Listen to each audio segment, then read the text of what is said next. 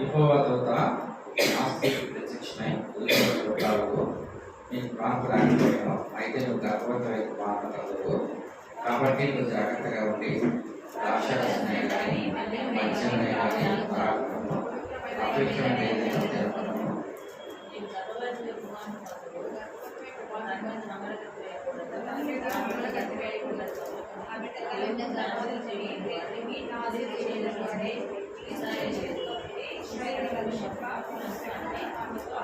ఆ స్త్రీ తన పని యొక్కకు వచ్చి దైవజనుడు నా యొక్కకు వచ్చను, అతని లోపము దేవదూత లోపం కూడింది, మిక్కిలి భయంకరంగా ఉండను. అతనికి ఎక్కడి నుండి వచ్చానో నేను అడగలేదు, అతని పేరు నాకు చెప్పలేదు. దాన్ని ఆలకించుము, నీవు గర్భవతివై గురువాన్ని కలుగును, కాబట్టి నీవు ద్రాక్షరసమే కానీ మద్యమే కానీ త్రాగకుండము, అపవిత్రమైన దేనినైనా తినకుండము. ఆ బిడ్డ గర్భంలో పుట్టినది మొదలుకొని చనిపో వరకు దేవునికి నాచూరు చేయబడ్డ వాడే ఉండనని నాతో చెప్పాను. దేవుడు మనోహ ప్రార్థన ఆలకించను కనుక ఆ స్త్రీ పొలంలో కూర్చుండగా దేవదూత ఆమెను దర్శించను. ఆ సమయంలో ఆమె పెంటే మనోహ ఆమె యొక్క ఉండలేదు కనుక ఆ స్త్రీ త్వరగా పరిగెత్తి ఆనాడు నా యొక్క వచ్చిన పురుషుడు నాకు కనపడని అతనితో చెప్పాను. అప్పుడు మనోహ లేచి తన భార్య వెంబడి వెళ్ళి ఆ మనుషుని యొక్కకు వచ్చి ఈ స్త్రీతో మాట్లాడిన వాడు నీవేనా అని అడుగుగా అతడు నేనే అన్నాను. అందుకు మనోహ కావున నీ మాట నెరవేరినప్పుడు ఆ బిడ్డ ఎట్టివాడను అతడు చేయవలసిన కార్యం ఏమిటో తెలుపు అని మనం చేయగా యెహోవా దూత నేను ఆ స్త్రీతో చెప్పిందంతే ఆమె చేసుకున్నాను.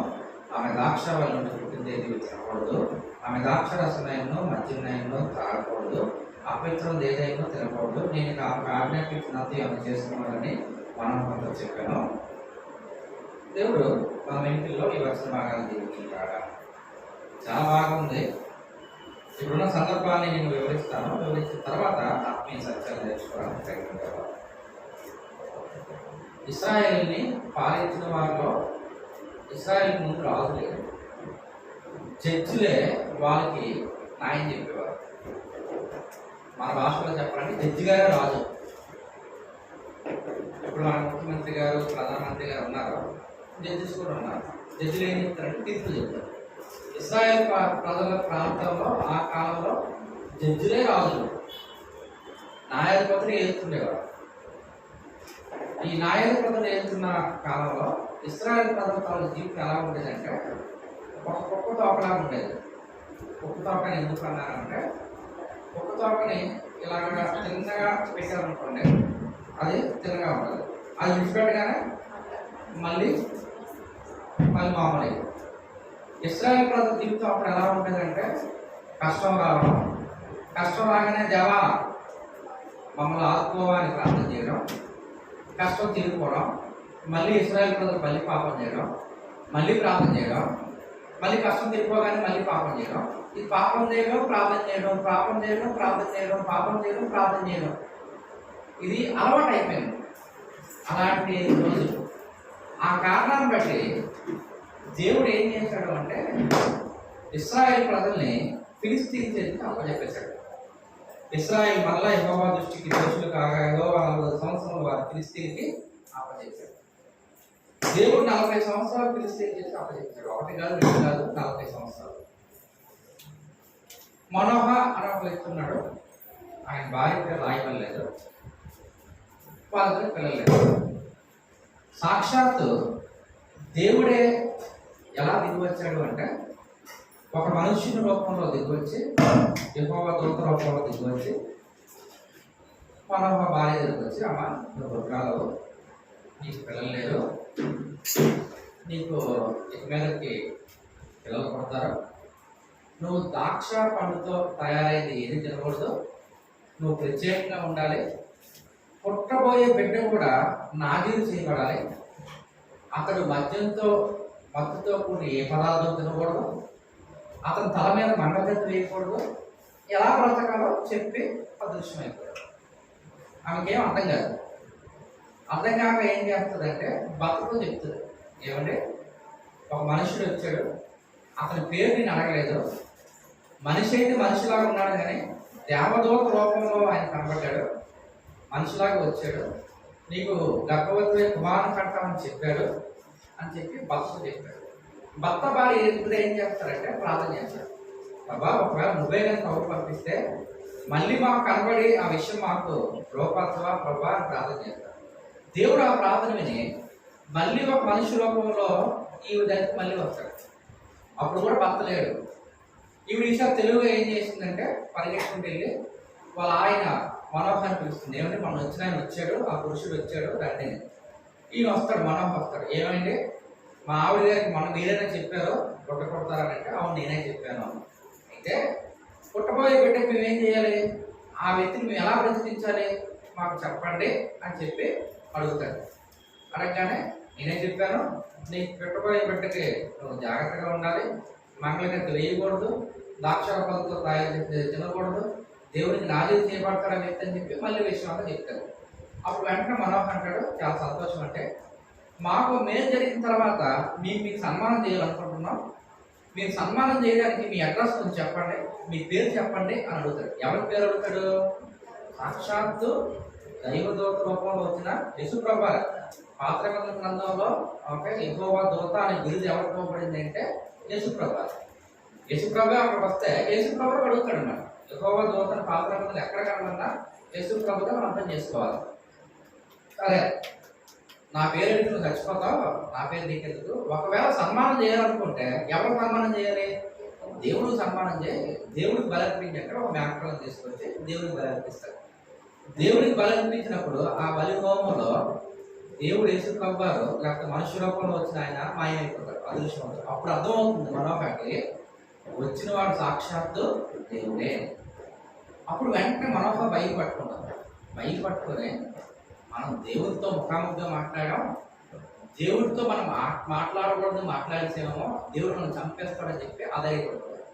వెంటనే మనోహర్ భార్య మనోహర్ని ధైర్యపడుతుంది. ఎందుకంటే నేను అలా బాధపడిపోతారు, ఒకవేళ దేవుడే కనుక చంపాలి అనుకుంటే నాకు ఒకటోసారి ప్రత్యక్షం అవడం, మళ్ళీ రెండోసారి ప్రత్యక్షం అవడం, అప్పుడే చంపేసి ఉండేవాడు. మనకి పెట్టినిస్తాను ఎందుకు చెప్తాడు, దేవుడు చంపడానికి రాలేదంటే మనకి పెట్టినివ్వడానికే వచ్చాడని చెప్పి భార్య భర్తకి ఏం చెప్తుందంటే ధైర్యం. ఇక్కడ మనం నేర్చుకోవాల్సిన విషయం ఏంటి అంటే సహోదరులుగా స్త్రీలుగా భర్తకి భార్యలు ఏం చెప్పాలి అంటే ధైర్యం చెప్పాలి. కానీ ఈ రోజు ఉన్న పరిస్థితులు చూసామనుకోండి, చాలా మంది భార్యలు భర్తలకు ఏం చెప్తున్నారంటే కంపేర్, అనాథంగా నేను చేసుకున్నాను, అలా చేసుకుంటే కారు ఉంది, వాళ్ళకి ఇల్లు కొన్నారు, వాళ్ళ ఇల్లు పొలాలు కొన్నారు, లేకపోతే వాళ్ళకి ఎంత సేవది, నువ్వు ఉన్నావు, నీ వల్ల నా జీవితం ఎలా తయారైంది. వినపడట్లేదా? చాలా సోషల్ మీడియా మీరు చూడండి, ఈ రోజుల్లో వచ్చి అనేకమైన జోక్స్ ఎవరి మధ్య అంటే భార్యాభర్తల మధ్య. అనేకమైన వాస్తవాలు కూడా మీరు గమనించండి. భార్యలు భర్తల సంపాదన మీద కానీ, భర్తలు తీసుకొచ్చిన దాని మీద కానీ, భర్తలకి ప్రేరేపించి భర్తల్ని ఒకే లేకపోతే ప్రోత్సాహపడుతున్న భార్యలు ఏం చేస్తారంటే నిరుత్సాహపడుతున్నారు. ఒక ప్రగాఢమైన సత్యం ఏంటి అంటే ఒక పురుషుడు బాగుపడినా ఖచ్చితంగా వెనక స్త్రీ ఉంటుంది, ఒక పురుషుడు చెడిపోయినా ఖచ్చితంగా వెనక స్త్రీ ఉంటుంది. అంటే బాగుపడినప్పుడు క్రెడిట్ ఆవిడకి ఇవ్వాలి, చెడిపోయినప్పుడు కూడా క్రెడిట్ ఆవిడకి ఇవ్వాలి. ఇక్కడ సహోదరులు ఎక్కువ మంది ఉన్నారు, నన్ను ఎలాగ చూడొద్దు, నేను చెప్పింది దేవుని వాక్యం చెప్తున్నాను, వాస్తవం చెప్తున్నాను, నేను బాధ తెప్పించడం కాదు. బాగుపడినప్పుడు క్రెడిట్ స్త్రీదే. ఇక్కడ చూడండి, మనోహర్ భయపడిపోతున్నాడు. మనోహర్ భయపడుతున్నప్పుడు ఏం చేస్తున్నాడు, భార్య ఏం చేస్తుంది, ధైర్యపడుతుంది. మనం నేర్చుకోవాల్సిన పాఠం ఏంటి అంటే భార్యలుగా భర్తల్ని ధైర్యపరచాలి తప్ప భర్తల్ని ఇంకా మరింత నిరుత్సాహపరిచే పని చేయకూడదు. సరే ధైర్యపరిచింది, అనుకున్న ప్రకారమే సంసారం పుడతాడు, ఇంకా అర్థమవుతూ అవుతుంది, కుమారుడు కట్టుంది, దేవుడి కోసం ఆయన్ని నాజీలు చేస్తుంది. పుట్టి నుంచి మంగళగతి వేయదు, ప్రత్యేకంగా జీవిస్తాడు. సంసారం పెద్దోడవుతాడు. పెద్దోడైన తర్వాత సంసారం ఏం చేస్తాడంటే పిక్నిక్ చేస్తాడు. తిమ్నాతు అనే ప్రాంతం ఉంది. నేను కాస్త ఇక్కడ బాగానే కాంటెంపరీ లాంగ్వేజ్లో మార్చి చెప్తున్నాను. భావం మారిపోదు, భాష మారుతుంది అంతే. తిమ్నాతు అనేది ఒక పెద్ద పిక్నిక్ స్పాట్. పిక్నిక్ వెళ్తాడు. పిక్నిక్ వెళ్ళాడా, అక్కడ ఏం చేశాడంటే ఒక అమ్మాయిని చూశాడు. ఆ అమ్మాయిని చూసి ఏం చేస్తాడంటే ఈ అమ్మాయి చాలా బాగుంది అని నాన్న కూడా చెప్తాడు. వెంటనే నాన్న అంటాడు, నా తరపు నుంచి కానీ, అంటే మన భాష అంటే ఎవరా మీ అత్త కూతురు లేరా, లేకపోతే మీ అమ్మ తరపు నుంచి మీ మాయకులు లేరా, మన బంధువులు లేనట్టుగా, మన ఇశ్రాయేలు లేనట్టుగా సున్నతి లేని ఫిలిస్తీన్లను పెళ్లి చేసుకుంటావా? పెళ్లి చేసుకోకూడదు అని చెప్పి వారిస్తారు. ఇప్పుడు పిల్లలు ఎలాగైతే అంటున్నారో అప్పుడు సంవత్సరం అలాగ ఇస్తే నాకు ఈ అమ్మాయిని ఇవ్వండి, పెళ్లి చేస్తే ఈ అమ్మాయిని చెయ్యండి, పెళ్లి చేయకపోతే మానేయండి, నేను మాత్రం ఈ అమ్మాయిని అబ్బాయి పాపని చేసుకున్నాను. Same to same. ఇప్పుడు తల్లిదండ్రులు ఏం చేస్తున్నారు? పోనీలేరా, నీ సంతోషమే మా సంతోషం, నీ సుఖమే మా సుఖం, మేమే మోసుకుపోవాలి ఏంటా, నువ్వు చల్లగా ఉంటే మాకు అదే కాదు. విపరీతమైన గారాబం చేసి ఇప్పుడు తల్లిదండ్రులు ఎవరైతున్నారో మనోభావానికి ఏం వ్యతిరేకం కాదు. సంసోను ఫిలిస్తీయురాల్ని చేసుకుంటానంటే అంగీకరించి పెళ్లి చూపుకెళ్ళారు. పెళ్లి చూపుకి వెళ్తున్నప్పుడు దారిలో సింహం వచ్చింది. సింహం వచ్చినప్పుడు సంసోనుకి ఇవ్వబడిన ప్రత్యేకమైన బలం ద్వారా, దేవుడు అతనికి ఇచ్చిన ప్రత్యేకమైన అసాధారణమైన కృప ద్వారా సింహాన్ని చంపేసి రోడ్డు పక్కన వేసేసాడు. పెళ్లి చూపులు వెళ్ళాడు, పెళ్లిని కాయపరుచుకున్నాడు, ఇంటికి వచ్చేసాడు. ఈసారి ఏం చేశాడంటే పెళ్లికి వెళ్ళాడు, పెళ్లి చేసుకోవడానికి వెళ్ళాడు. పెళ్లికి వెళ్తున్నప్పుడు ఏం చేశాడు? ఈ బంధువుల్ని వీళ్ళందరినీ తీసుకువెళ్తున్నప్పుడు ఏదైతే సింహం చంపేశాడో ఆ సింహం ఎలా ఉంది అని చూద్దామని చెప్పి ఒకసారి చూశాడు. ఆ సింహం కలయిబరంలో తేనె పట్టుంది. ఆ తేనె తీసుకొని ఏం చేశాడంటే తిన్నాడు. తినడం మాత్రమే కాదు, తల్లిదండ్రులకి ఇచ్చాడు. తల్లిదండ్రులు ఏం చేయాలి? వెంటనే ఈ తేనె ఎక్కడది, నీకు ఈ తేనె ఎక్కడి నుంచి వచ్చిందో అడిగి ఉండాలి. ఇచ్చాడు, తినేశారు. చాలా సందర్భాల్లో ఇక్కడ తల్లిదండ్రులుగా మనకు ఒక నియమం ఏంటి అంటే, పిల్లలు మన ఇంటికి ఏదైనా తీసుకొచ్చారు అనుకోండి, ఖచ్చితంగా మనం ఇది ఎక్కడి నుంచి వచ్చింది, ఎవరు తీసుకొచ్చారు. చాలా మంది పిల్లలు స్తోమతకు మించి వస్తువులు కలిగి ఉంటారు. ఉదాహరణకి మా జస్సు ఉన్నాడు అనుకోండి, జస్సు చేతికి ఒక 15,000 రూపాయలు ఫోన్ ఉంది అనుకోండి, 15,000 రూపాయలు స్తోమతే లేదు, ఎలా వచ్చిందో నేను అడగాలి. నా బంగారు కొడుకే భలే తీసుకొచ్చావు ఫోన్ అని చెప్పి నేను వాడుకున్నాను అనుకోండి, ఆ చిన్న దొంగతనం దేనికి దారి చేస్తుంది? పెద్ద పెద్ద దొంగతనాలకి దారి చేస్తుంది. మనోహ భార్య కానీ ఈ తేనె ఎక్కడిది అని అడుగుంటే సంసోను జీవితంలో చాలా పెద్ద అపాయం తప్పేది. ఎందుకు అంటే దేవునికి నాజీరు చేయబడిన వ్యక్తి చచ్చిందేది కూడా ముట్టకూడదు మాత్రమే కాదు, సంసోను ఏం చేశాడు? తిన్నాడు. ఒకవేళ అప్పుడు తల్లిదండ్రులు ప్రశ్నిస్తే చాలా బాగుండేది. ప్రశ్నించలేదు, అంగీకరించారు. సరే తేనె అయిపోయింది, బాగా తేనె తిన్నాడు. తేనె తిన్న తర్వాత పెళ్లి చేసుకున్నాడు. వివాహం చేసుకున్న తర్వాత ఏం చేశాడంటే 7 రోజులు విందు పెట్టాడు. 1 కాదు 2 కాదు, 7 రోజులు విందు అవుతుంది. ఎప్పుడైతే ఒక్క తప్పడు వేసాడో మిగతా తప్పడు వేయడానికి అదే దారి చేస్తుంది. ఈ మధ్యలో ఏం చేశాడంటే కాస్త వాళ్ళని అపహాస్యం చేయడం ప్రారంభించాడు. మరి మీరు తెలివి తక్కువలో, మీకు బుర్ర బుద్ధి లేదు, మీ జ్ఞానం సరిపోదు, నా జ్ఞానం దగ్గర మీ జ్ఞానం అంతా అని కొంచెం వాళ్ళని ఆనందం చేయడం ప్రారంభించాడు. ఒక పొడుపు కథ వేశాడు. ఆ పొడుపు కథకి ఏం చేశాడంటే, అవరాయ్ మీరు చెప్పండి, తిన్న దాని నుండి తిండి వచ్చింది, బలమైన దానిలో నుండి తీపి వచ్చింది, అదేంటది అని పొడుపు కథ వేశాడు. వెంటనే చెప్పలేకపోతే అపహాసం చేశాడు. ఆమె కోపం వచ్చింది.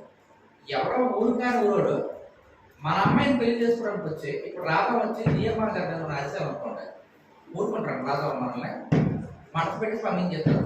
ఉద్యోగం చేసుకోవడానికి వచ్చామో నోరు మూసుకొని ఆమె గౌరవించి ఉద్యోగం చేసుకుని వెళ్ళిపోతారు. ఈ ఊరు ప్రజలు మనం వ్యక్తించకూడదు. సంసోను చేసిన పని ఏంటి అంటే ఫిలిస్తీన్ దేశంకి వెళ్ళి ఫిలిస్తీన్లను అపహాసం చేశాడు.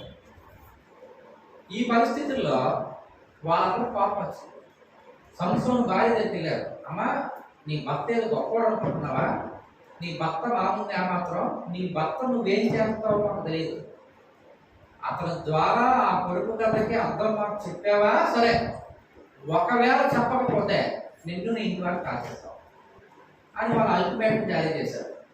అప్పుడు వెంటనే ఏం చేసిందంటే ఈవిడ ఏడడం ప్రారంభించింది. సంసోను దగ్గరికి వచ్చి, నేనంటే మీకు ఇష్టమే కనుక నువ్వంటే నాకు చాలా ఇష్టం, అయితే దాని తాలూకా ఆన్సర్ చెప్పండి. నేను చెప్పను అని చెప్పి 3 రోజులు ముందుకేసాడు. ఈవిడ విందు అవుతూనే ఉంది. విందులో అవుతున్న కొద్ది ఈవిడ ఏం చేస్తుంది అంటే ఏడుస్తూనే ఉంది. ఆ ఏడుకూడదయా అనుకున్నాడేమో, చివరికి విసిగిపోయాడు.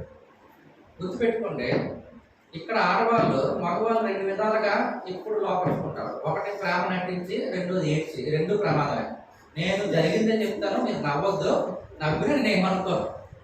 అయితే చాలా ప్రేమగా ఉంటారు, ప్రేమగా ఉండడం తప్పు కాదు. ప్రేమగా ఉండి భర్తలు స్వాధీనపడుతున్నారు కొంతమంది భార్య భర్తలు ఏం చేస్తారు, ఏడ్చి ఏడ్చి ఏడుతున్నప్పుడు నమస్కారం నీకు నమస్కారం, నీ ఏడుపు నమస్కారం అని చెప్పి ఏడుపుగానే ఉండిపోతారు, ప్రేమగానే ఉండిపోతారు. అదే జరిగింది ఇక్కడ. ఏం చేశారు అంటే ఈవిడ ఏడ్చింది. ఆ ఏడు భరించినాక చెప్పేశాడు, ఈ స్టోరీ అంతా చెప్పాడు. నేను సింహాన్ని చంపాను, సింహం చంపిన తర్వాత అక్కడ తేనె కూడా దొరికింది, బలమైంది సింహం, బలమైన దాంట్లో తిండి వచ్చిందంటే సింహం నుంచి తేనె వచ్చింది, తినుదాని నుంచి తీపి వచ్చిందంటే తినేది సింహం, దాని నుంచి తీపి వచ్చింది. ఈ విషయం అంతా చెప్పేశాడు. ఆమె ఏం చేసిందంటే ఆ ఫిలిస్తీన్ చెప్పేసింది. ఫిలిస్తీన్ వచ్చి బావగారు అయితే పందెం ఏంటి, మల్లాంటి పందెం రాశాడు. మీరు ఒకవేళ ఓడిపోతే మీ 30 మంది కలిసి నా బట్టలు తీయండి. ఏ బట్టలు? సన్నపు నార బట్టలు. అంటే ఏంటి చెప్పనా, లెనిన్ క్లాత్, రైమాండ్స్ క్లాత్. మీరు వాడిపోతే 30 మంది కలిసి నాకు ఒక్కడ బట్టలు తీయండి. ఒకవేళ మీరు తీస్తారు అనుకోండి, మీ 30 మందికి ఎవరు బట్టలు తీస్తారో నేను తీస్తాను. ఇలాంటి పందెలు చాలా డేంజరస్. ఇప్పుడు IPLs లో చాలా జీవితాలు పోవట్లేదా? మొన్న ఎలక్షన్ జరుగుతున్నప్పుడు ఫలానా పార్టీ గెలిస్తే నువ్వు నాకు 1000 రూపాయలు, అదే మీ పార్టీ గెలిస్తే నేను నీకు 10,000 ఇస్తాను, 1000కి 10,000 పెట్టను. ఇలాంటి పాపడు ఎప్పుడు ఉందో అప్పుడు సంవత్సరం జీవితం నుంచి ఉంది. బెట్టకేసాడు, ఈ యొక్క బెట్ట వాడిపోయాడు. వెంటనే అంటాడు, నా దూడగాని చెప్పకపోతే మీకు ఎలా సాధ్యం అంటే మా ఆవిడే చెప్పేసిందని చెప్పి కోపం తెంచుకుంటాడు. కోపంతో పెళ్లి విందు నుంచి పారిపోతాడు. పెళ్లి విందు నుంచి పారిపోయి ఏం చేస్తాడంటే ఫిలిస్తీన్ పట్టుకుంటాడు, వాళ్ళని కొట్టి చంపుతాడు. అంత డబ్బులు లాక్కుంటాడు.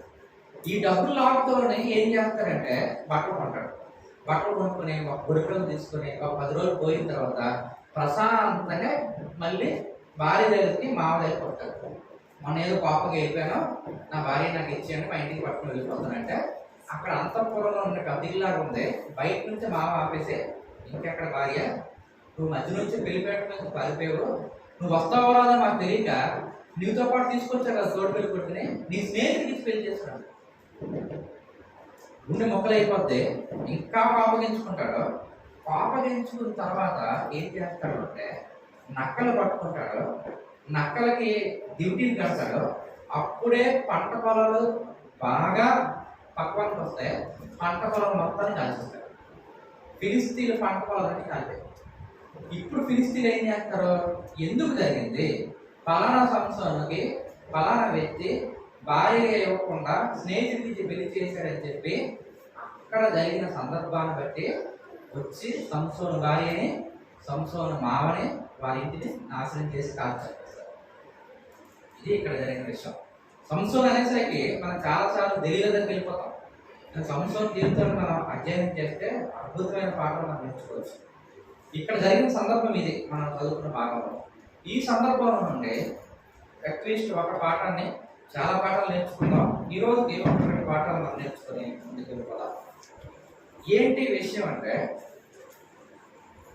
దేవునికి ఇష్టం లేనిది మన జీవితంలో మనం ఉంచుకోవాలనుకుంటే అది మనకు దక్కదు. రాసుకుంటే దేవుడికి ఇష్టం లేనిది, దేవుడు వద్దన్నది మనకు దక్కదు. దేవుడు వద్దన్నది మనకు దక్కదు. ఎలా చెప్తారండి? ఇశ్రాయేలుకి ఇవ్వబడిన ఆజ్ఞల్లో ఒక ఆజ్ఞ ఏంటి? ఇశ్రాయేలీని పెళ్లి చేసుకోవాలి. లేవీడెళ్ళి లేవీరాల్ని పెళ్లి చేసుకున్నప్పుడు సుందరుడైన మోషే పుట్టెను. ఇశ్రాయేలుకి ఇవ్వబడిన ఒక కమాండ్ ఏంటంటే అన్యులతో వియ్యం ఉండకూడదు.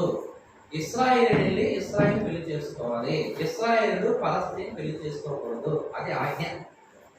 ఆ ఆజ్ఞని మీరి దేవుడు వద్దన్నాడు. పలస్తీన్ని ఇశ్రాయేలు జీవితంలో వద్దు అన్నాడు. సంసోను ఏం చేశాడు? నాకు కావాలన్నాడు. నాన్న చెప్పాడు, బాబు వద్దురా, నా బంధువుల్లో నుండి కానీ నీ యొక్క అమ్మ తరపు బంధువుల నుంచి కానీ పెళ్లి చేసుకోవాలంటే నాకు ఈ అమ్మాయే కావాలన్నాడు. అమ్మాయి కావాలని చెప్పి పట్టుబట్టాడు, పెళ్లి చేసుకున్నాడు. ఒక్కసారి ఆలోచన చేయండి. కొంచెం మనందరం పెద్దవాళ్ళందరూ ఓపెన్గా చెప్తున్నాను. ఏ వ్యక్తి అయినా తాను పెళ్లి చేసుకున్న భార్య తన స్నేహితుడితో వెళ్తే తట్టుకోగలరా? సంసోను భార్యని ఎవరికి ఇచ్చి పెళ్లి చేశాడు తెలుసా మామ? సంసోన్తో పాటు తోడు పెళ్లి కొడితే వెళ్ళిన వ్యక్తి, సంసోను తాలూకా చెలికాడు, సంసోను తాలూకా స్నేహితుడు, అంటే సొంత స్నేహితుడు సంసోను భార్యని పెళ్లి చేసుకున్నాడు. ఉదయం ఏమై ఉంటుంది? దేవుడు వద్దన్నది మన జీవితంలో ఎప్పుడు మన హృదయాన్ని పద్ధతి వద్దు అన్నాడు, నాకు కావాలి అన్నాడు. కావాలని దాన్ని చేయించుకోవడానికి ప్రయత్నం చేశాడు. పెళ్లి చూపులు సక్సెస్ అయిపోయాయి, పెళ్లి సక్సెస్ అయింది, పెళ్లి విందు కూడా జరుగుతుంది, భార్య వచ్చినట్టుగా వచ్చింది, కానీ సంసారం దక్కిందా? దక్కలేదు. నెంబర్ 1, స్నేహితుడు పెళ్లి చేసుకున్నాడు. పోనీ స్నేహితుడు పెళ్లి చేసుకున్నాడు అంటే ఏదో వాళ్ళతో ఉండిపోవచ్చు అనుకుంటే, ఏ అమ్మాయిని అయితే కావాలనుకున్నాడో, ఏ ఫిలిస్తీరాలను అయితే వివాహం చేసుకున్నాడో ఆ ఫిలిస్తీరాలు భూమి మీద లేదు. తర్వాత ఏం జరిగింది? సంసోను ఆ పంట పొలాలను కాల్చే నెపంతో ఫిలిస్తీన్లు వచ్చి సంసోను భార్యని, ఆ భార్య తల్లిదండ్రులు ఏం చేశారు? చంపేశారు, కాల్చారు. దేవుడు వద్దన్నది మన జీవితంలో అది దక్కదు. ఒకవేళ దక్కినట్టుగా కనబడినా అది మన జీవితంలో మిగలదు. అర్థం చేసుకుందాం. దేవుడు వద్దన్నది మన జీవితంలో దక్కదు, దక్కినట్టుగా కనబడినా అది మనకి మిగలదు. అయితే మీరు అనొచ్చు, ఎలా చెప్పేస్తారండి దేవుడు వద్దన్నది మన జీవితంలో దక్కదంటే?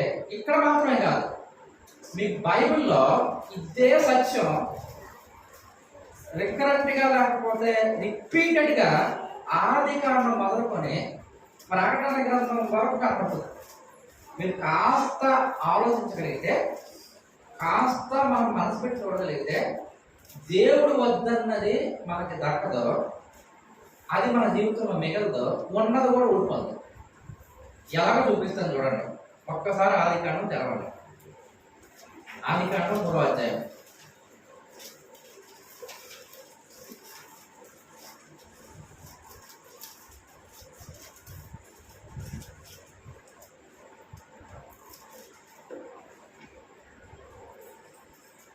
ఇరవై 2వ మాట. అప్పుడు దేవుడైన యెహోవా, ఇదిగో మంచి చెడ్డలు ఎరిగినట్లు ఆదాము మనలో ఒక వంటి వాడాయను, కాబట్టి అతడు ఒకవేళ తన చేయి చాపి జీవవృక్ష ఫలం తీసుకొని తిని నిరంతరంగా జీవించడమా అని దేవుడైన యెహోవా అప్పుడు ఏ నేలకు తీయబడినో దాన్ని చేర్చి పట్టకు ఏదైనా తోట నుండి అతనిని పంపివేసెను. ఇక్కడ స్టోరీ మనకు తెలుసు. ఆదాము, అవ్వ, దేవుడు, వీళ్ళు ముగ్గురు తప్ప ప్రపంచంలో ఇంకొక వ్యక్తి లేదు. పరలోకంలో ఉన్నారు. ప్రతిరోజు దేవుడు ఎవరితో మాట్లాడుతున్నాడు? మానవుడితో మాట్లాడుతున్నాడు. మానవుడికి దేవుడికి అసలు ఏమాత్రం కూడా అడ్డు లేదు. దేవుడితో ఎప్పుడు మాట్లాడాలంటే అప్పుడు ఆదాము మాట్లాడుతున్నాడు, ఆదాముతో దేవుడు ఎప్పుడు మాట్లాడాలంటే అప్పుడు దేవుడు మాట్లాడుతున్నాడు. ఎలాంటి పరపచ్చులు లేవు. దాన్ని పరలోకం అంటారు. ఏదైనా వనం చక్కగా ఉంది. దేవుడు ఆ వనంలో అన్ని పంటలు పెట్టాడు. నిరభ్యంతరంగా తిను. నిరభ్యంతరంగా తినమంటే ఏం చెప్పనా? నీకు ఇష్టం వచ్చినట్టు తిను. There is no limit. కానీ ఒకటే కండిషన్. ఏంటి కండిషన్? ఇదిగో మంచి చెడ్డలు తెలియనిచ్చే ఫలాన్ని మాత్రం నువ్వు తినకూడదు. ఇది ఆజ్ఞ. తినకూడదు, తినొద్దు, ఇది నీకు వద్దు అని దేవుడు చెప్తే అవేముంది? ఇది నాకు కావాలి అంతే. చూపునకు రమ్యమైంది, చూడడానికి చాలా అట్రాక్టివ్గా ఉంది. ఇక్కడ మనం అర్థం చేసుకోవాల్సిన విషయం ఏంటి? దేవుడు వద్దన్నది అది చాలా బాగుంటుంది. దేవుడు వద్దన్నది అది చాలా అందంగా కనబడుతుంది. దేవుడు వద్దన్నది చాలా సుందరంగా కనబడుతుంది. కానీ అది మనకి దక్కదు, మనకి ఉండదు, ఉన్నది కూడా ఊడిపోతుంది. సరే, వీళ్ళు ఏం చేశారు? పండు తిన్నారు. పండు తిన్న వెంటనే దిగంబరం తెలుసుకున్నారు. దేవుడు వచ్చాడు, శపించాడు. వెంటనే ఏం చేశాడు చెప్పండి? శపించి ఆగిపోయాడా? ఏదైనా వనం నుండి పంపించారు. దేవుడు వద్దన్నది కలిగి ఉండాలనుకున్నారు. కలిగి ఉన్నారా? కలిగి లేదు. చివరికి ఏం మిగిలింది? ఏదైనా వనంలో తానే కోల్పోయారు. దేవుడు వద్దన్నది మన జీవితంలో మనం కలిగి ఉండలేము. మనకు ఉన్నది కూడా తీసుకెళ్ళిపోతుంది. అర్థం చేసుకుందాం. దేవుడు వద్దన్నది మన జీవితంలో అది మిగలదు. మన దగ్గర ఉన్న ఆశీర్వాదం కూడా తీసుకుని వెళ్ళిపోతాం. ఏదేని వాళ్ళని కోల్పోయారు. జీవవృక్ష ఫలాన్ని కొన్నింటిని తినాలో వద్దన్న దాన్ని, జీవవృక్ష ఫలాలు లేవు, తర్వాత ఏం లేదు, దేవుని యొక్క సన్నిధి లేదు, ఏదైనా మనం కోల్పోలేదు. ఇక్కడ మాత్రమేనా? కాస్త ఆదికాండంలో 2 పేజీలు తిప్పండి, 11వ అధ్యాయానికి రండి.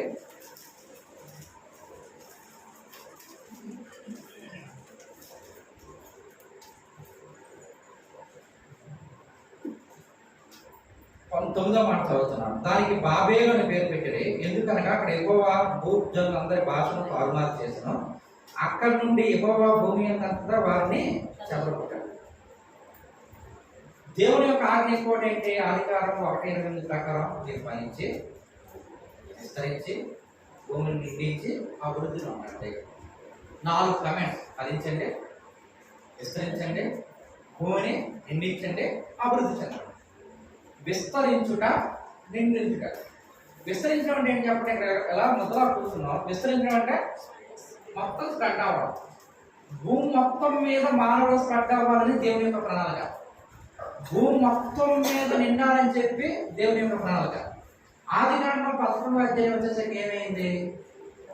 ప్రజలు బాగా ఒకే దగ్గరికి వచ్చి ఒక ఆలోచన చేస్తున్నారు. మేము ఆకాశానికంటే గోపురాన్ని కడతాం. ఎందుకు కడతాం? ఈ విధంగా కట్టి పేరు సంపాదించుకుందాం.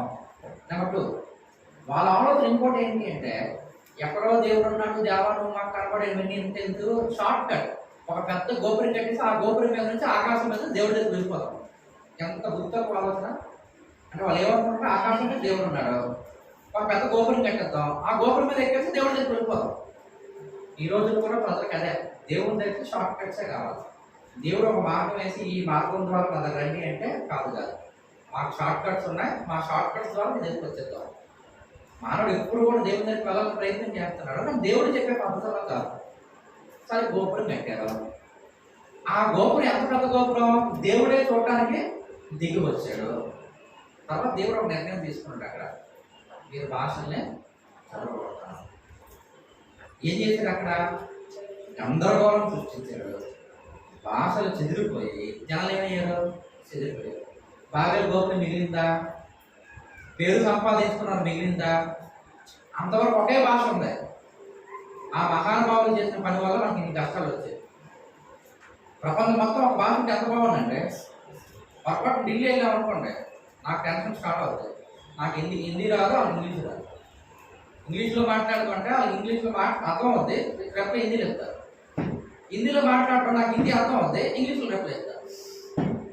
ఎందుకు వచ్చింది ఈ బాధ అంతా? ఆ రోజు జరిగిన గందరగోళం. ఏమైంది? పేరు దేవుడు వద్దన్నాడు. దేవుడు ఏమన్నాడు? మీరు విస్తరించండి అన్నారు. మేమే ఇదేమనుకున్నారు? మేము ఇక్కడే ఉంటాం అన్నారు.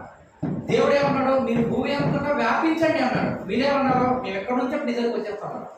దేవుడు వద్దన్నది వాళ్ళు కలిగి ఉంటారనుకున్నారు, ఉన్నది కూడా కోల్పోయారు. ఏం కోల్పోయారు? భాష లేదు. భూమి అంతా ఏమయ్యారు? చెదిరిపోయారు. దేవుడి ప్రణాళికే జరుగుతుంది. దేవుడు భూమి అంతా విస్తరించాలి అని చెప్పి సంకల్పించాడు, అదే జరిగింది. కానీ నష్టపోయింది ఎవరంటే ప్రజలు నష్టపోయారు, వాళ్ళ భాషను కోల్పోయారు. మన జీవితాలు మనం నేర్చుకుందాం. దేవుని పిల్లలుగా దేవుని యొక్క చిత్తమే మన జీవితంలో జరుగుతుంది, కానీ దేవుడి చిత్తానికి ఎదురెళ్తే మనమే నష్టపోతాం.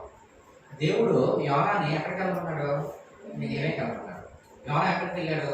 తర్షీష్కి వెళ్ళాడు. చివరికి యోనా ఎక్కడికి వెళ్ళవలసి వచ్చింది? నినివేకి వెళ్ళాడు. కానీ మధ్యలో 3 రోజులు చేప పడుతూ ఉన్నాడు. కారణం ఏంటి? యోనా తాలూకా అదే. మనం నేర్చుకుందాం, దేవుని చిత్తానికి వెలుపల మనం ఏమి చేయలేం. ఒకవేళ చేయడానికి ప్రయత్నిస్తే దేవుని చిత్తమే తిరిగి చెయ్యాలి, కానీ ఖచ్చితంగా మనం ఏం చేస్తామంటే నష్టపోతాం. దేవుడు వద్దన్నది మన జీవితంలో ఉండదు సరికదా, ఉన్నది కూడా మనం ఏం చేస్తామంటే కోల్పోతాం. ఎక్కడైనా, ఇక్కడ మాత్రం కాదు. ఒక 2 పేజీలు చెప్పండి, 16వ అధ్యాయం.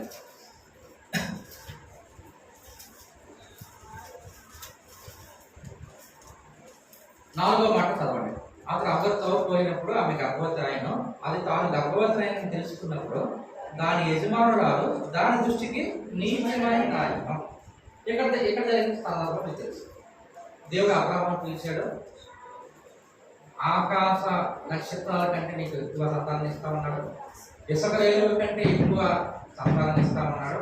దేవుడు వాగ్దానం చేశాడు. చాలా నవ్వింది. నవ్వినప్పుడు ఎందుకు నవ్వుతున్నావంటే, లేదు లేదు నేను నవ్వలేదు అన్నాడు. లేదు నువ్వు నవ్వేవని చెప్పాడు.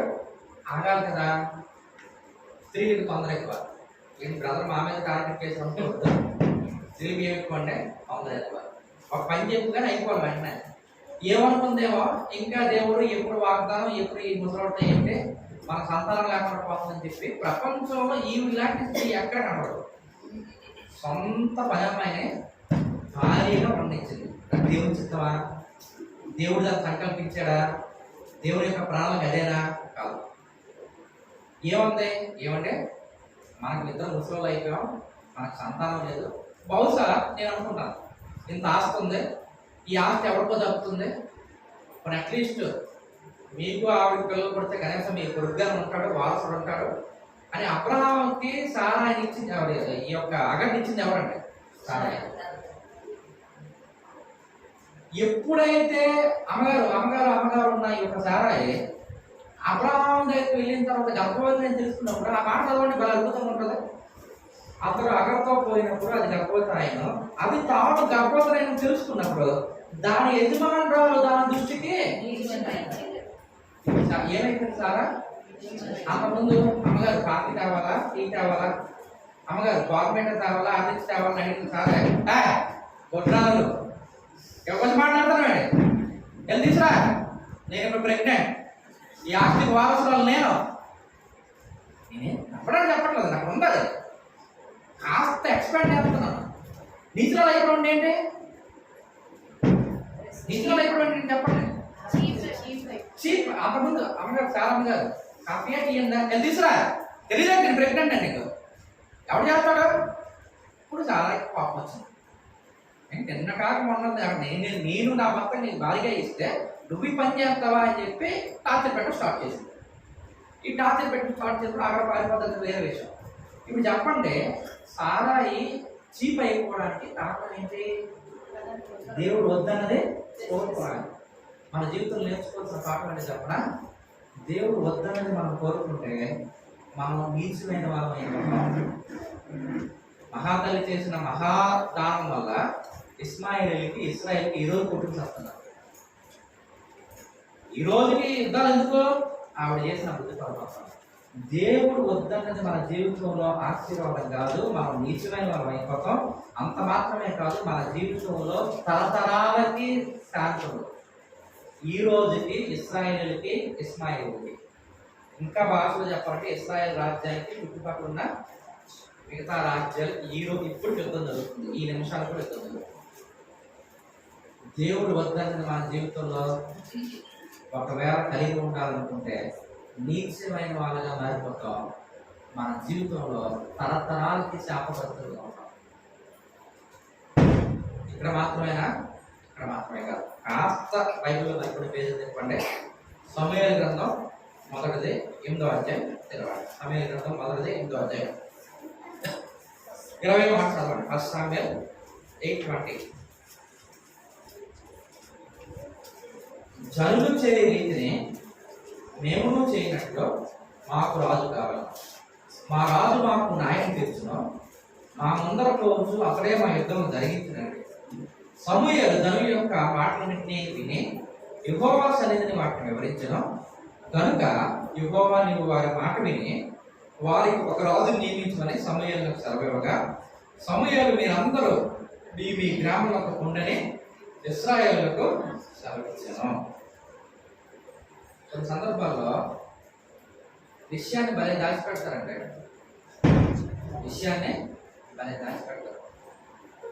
తెలుగులో ఒక సాంగ్ ఉంటారు, మీకు తెలుసు తెలియదు కానీ, చల్లకొచ్చి ముంత తాగిన ఉంటారు. ముంత అంటే చెంగు, చల్ల అంటే మజ్జిగ. ఇదే అంటే మీరు కొంచెం చదువుకుని కొంచెం నాగరికత సమాజం ఉన్నారు కానీ పల్లెటూరులో జరిగేది ఏంటి అంటే, ఒక ఆవిడ ఇలాగ చెంగులు ఆన్ పెట్టేస్తారు చేతిలో. ఏం వదినా బాగున్నావా, అన్నీ గారి లేట్ అయిపోయారు, అన్నీ రావట్లేదు, బాగుందా, ఏదైనా నువ్వు పెట్టిన చీర లాంటి చీర కట్టలేదు, మీరు గుర్తుపెట్టుకోండి, ఎప్పుడైనా ఎవరు వచ్చి మిమ్మల్ని పొగుడుతుందంటే ఎక్కడ చాలా పెద్ద గ్రాఫ్ ఉంటుంది. కానీ చాలా మంది సహోదరులు పొగట్ట పడిపోతారు. నువ్వు చాలా మంచిదాను కదా, ఓకే, నీలాంటి వాళ్ళు చాలా మంది రేరు కదా. మీరు ఆలోచన చేసుకోండి. నేను ఇప్పుడు మీరు నా మీద పాపం లేకపోతే ఏంటి బ్రదర్ ఎంత దారుణం చెప్తాను అనుకోండి, ఇలా వెళ్ళిపోతుంది కదా, ఇలా మాట్లాడుతున్నా వదిన ఈ లోపు ఇప్పుడు ఏంటో నాకు ఫ్రిడ్జ్లో ఉంది అంటే ఏదో పెరుగుంది, బాగా పెరిగిపోతుంది, 2 లీటర్లు పెరుగుంది, నువ్వు తీసుకొని కొంచెం వదిన అంటే అప్పుడు చేస్తుంది బయట. వదిన పెరుగు లేదని చెప్పి నేను వచ్చాను వదిన అని చెప్పేసరికి ఇప్పుడు పెరిగేస్తుంది. ఈ వ్యాసం అంతా దేనికి? దాన్నే చల్లకు వచ్చి మొదలయ్యమంటారు. టీచర్ గారికి బాగా అర్థమైంది. ఇది ఒక సామెత. చల్లకు వచ్చి మొదలయ్యడం ఒక సామెత. ఇశ్రాయేల్ ప్రజలు కూడా సేమ్ అలాగే బిహేవ్ చేశారు. ఏం చేశారంటే సమయాలు వచ్చారు. సమయాలు గారంటే ఏం చెప్పండి అంటున్నారు. మరి మీ అంత మంచోళ్ళు మీ పిల్లలు కాదండి, ఓకే. ఒకవేళ సమూయేలు అంత మంచోళ్ళు కాకపోతే ఇప్పుడు ఎవరిని కోరుకోవాలి? సమూయేలకు బదులుగా వేరొక ప్రవర్తన కోరుకోవాలి. మీరు మీ అంత మంచోళ్ళు మీ పిల్లడు కాదు, మీ పిల్లడు బాగా ఓకే ప్రవర్తనగా ఉంటాడు లేదో. చాలా మంది బతుకుండగా మంచి చనిపోతారండి.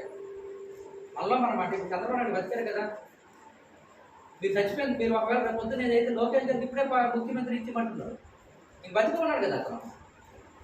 బ్రతుకుండగానే మనుషులు ఏం చేస్తారంటే ముందు చూపు అనే పేరుతో బ్రతుకుండగానే మనుషులు చంపేస్తారు.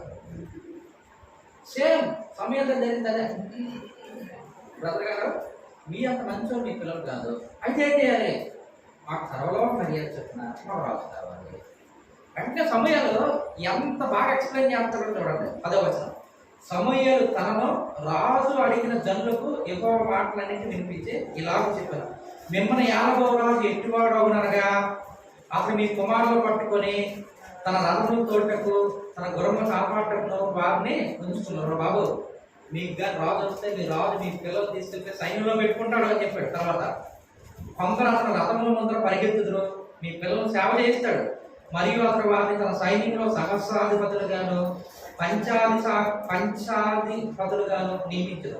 తన భూములను దున్నుటకును వాటి పంటను కోయుటకును తన యుద్ధాయుధమును తన రథమును సామాన్యులు చేయుటకును వాడిని ఏర్పరుచుకున్నాను. మీ కుమార్తెలు భక్ష్యకారులుగాను వానకత్తెలుగాను రొట్టెలు కావచ్చు వారుగాను పెట్టుకున్నాను. మీ పొలంలోను మీ ద్రాక్ష తోటలోను ఒలివ తోటలోను శ్రేష్టమైన వాటిని తీసుకొని తన సేవకులకు ఇచ్చను. మీ ధాన్యములోను ద్రాక్ష పండులోను 10వ భాగం తీసి తన 10 భాగములకు సేవకులకు ఇచ్చను. మీ దాసులను మీ పరికర్తలను మీ పశువుల్లోను దాదాపుల్లోను శ్రేష్టమైన వాటిని పట్టుకొని తన కొరకు ఎంత వివరించాడు చెప్పండి. బాబు మీ అబ్బాయిని సైనికులు పెట్టేస్తారా, కొంతమంది తన పని వాళ్ళు వాడుకుంటారా, కొంతమంది ఊరు కాపలా పెడతారా, మీకు కలిగిన పంటంతటిని ట్యాక్స్ రూపంలో తీసుకుంటారా, చివరికి మీ అమ్మాయిని కూడా తీసుకుని పాడు చేస్తారా అని సమూయేలు చెప్తే ఏమన్నారంటే తప్పు అయిపోయింది సమూయేలు గారు, బుద్ధి పొరపాటు అయిపోయింది, మీరు చాలా తప్పుగా ప్రవర్తించాం, క్షమించండి పారిపోవాలి.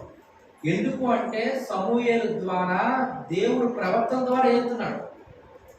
దేవుడు తర్వాత అదే మాట అంటాడు, తిరస్కరించింది నిన్ను కాదు నన్ను తిరస్కరిస్తున్నా.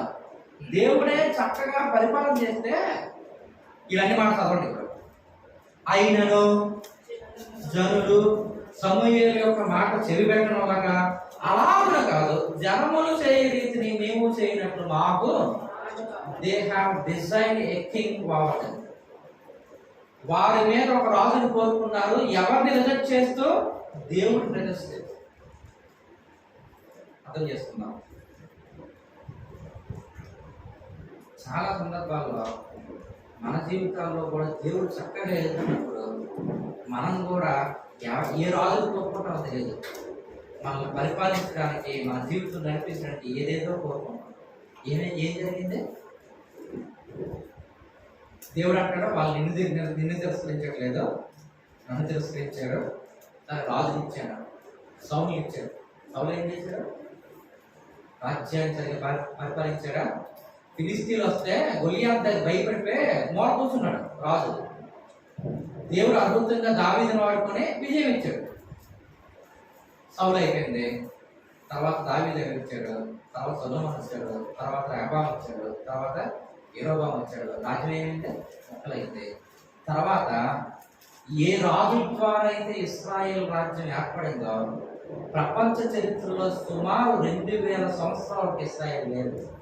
1948 వరకు మళ్ళీ ఇస్రాయేల్ కనబడాల. కారణం ఏంటి? దేవుడిని కాదన్నారు. దేవా నువ్వు మాకు వద్దన్నారు. దేవుడు వద్దన్న రాజును కోరుకున్నారు. ప్రపంచ పటంలో ఇస్రాయేల్ మిగలేదు.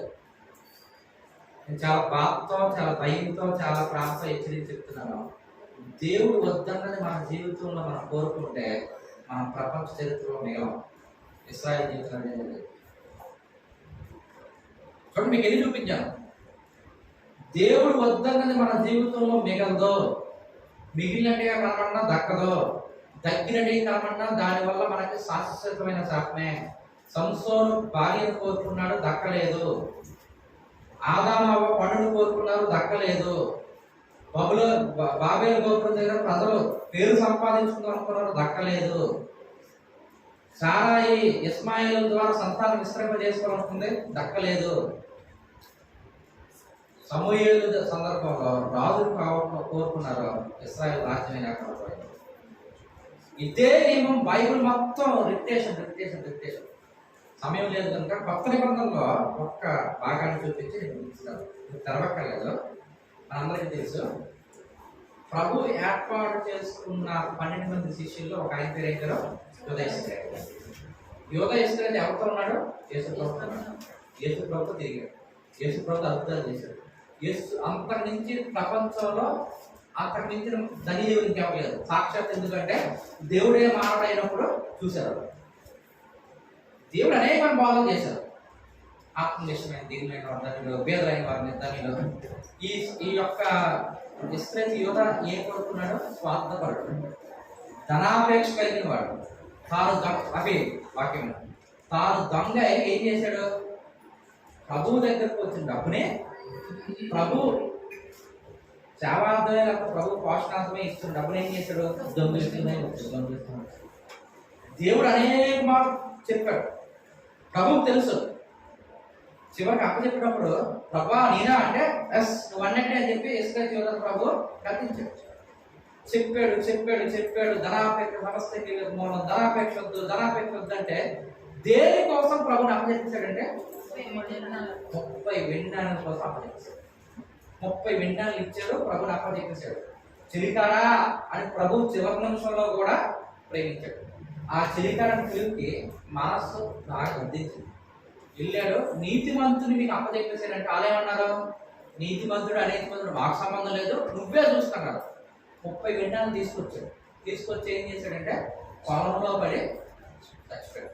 ఒక దగ్గర ఉంటుంది ఉరిపోసుకుని చచ్చడం ఉంటుంది, ఒక దగ్గర పేరు పడి చచ్చడం ఉంటుంది. ఏంటి దాని విషయం అంటే ఉరిపోసుకోవడానికి ప్రయత్నం చేశాడు, ఉరి అవ్వలేదు, కిందకు పడ్డాడు. సగం ప్రాణం ఎక్కడ పోయింది, సగం ప్రాణం కింద పోయి అంటే దిక్కుమాలి చావు తెచ్చాడు. దేనికోసం ఆశించాడు? 30 వెండాలు దక్కలేసరికి అది ఈ రోజు కూడా ఇస్రాయేల్ యోధ అని పేరు పెట్టుకుని ఎవరున్నారా? మా బాబు పేరు ఇస్రాయేల్ యోధ అని పెడుతున్నారు కదా. ఇస్రాయేల్ యోధ అనగానే ఏంటి గుర్తు? శాపగ్రస్తుడు. ఇస్రాయేల్ యోధ అనగానే దేనికి గుర్తు? శక్తిమైన జీవితం. దేనికోసం పాటుపడ్డాడు? 30 వెండాలు మిగిలిన. ఒకవేళ ప్రభుత్వం ఉండుంటే ఈ రోజు పేతురు గారికి ఎలా సన్మానం జరిగేదో ఇస్రాయేల్ యోధాకు కూడా అదే సన్మానం జరిగేది. పరలోకపు చెవులు, పరలోకపు తాళపు చెవులు ప్రభు ఎవరికి ఇచ్చాడు? శిష్యుడికి ఇచ్చాడు. ఆయన కూడా బాగా ఉండేది లేదా? పరలోకంలో సింహాసనం మీద కూర్చుండే అధికారం ఎన్ని సింహాసనం ఉన్నాయి? 12 సింహాసనం. ఈ 12 సింహాసనం ఎవరున్నారు? 12 అపోస్తలులు ఉన్నారు. అంటే పరలోకంలో సింహాసనం కోల్పోయాడు, అంతా కోల్పోయాడు. అప్రాలు 30 వెండినాలు కూడా 30 వెండినాలను బతికారా? దీన్ని బట్టి మీరు మ్యాథ్స్లో చెప్పి మన రాంబాబు మ్యాథ్స్ ఫిజిక్స్ చెప్తున్నారు. చివరికి వచ్చిన తర్వాత దేర్ 2-3 చుక్కలు పెట్టి ఇది అయింది కనుక చివరికి వచ్చాక బాటం లైన్ అంటాం.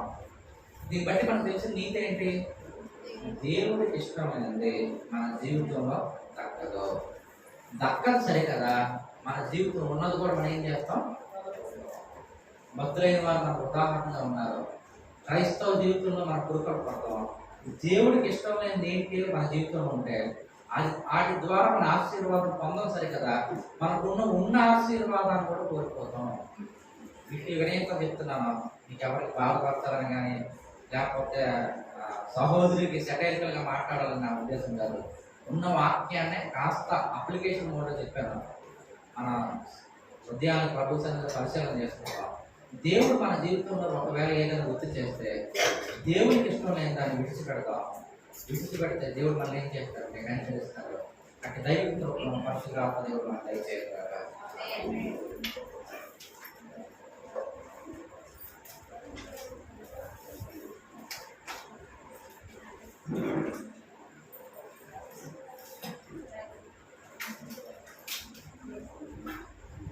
ప్రేమగల మా ప్రియుల తండ్రి, జీవముల దేవ, మహిమల రాజా, మహోన్నతుడా,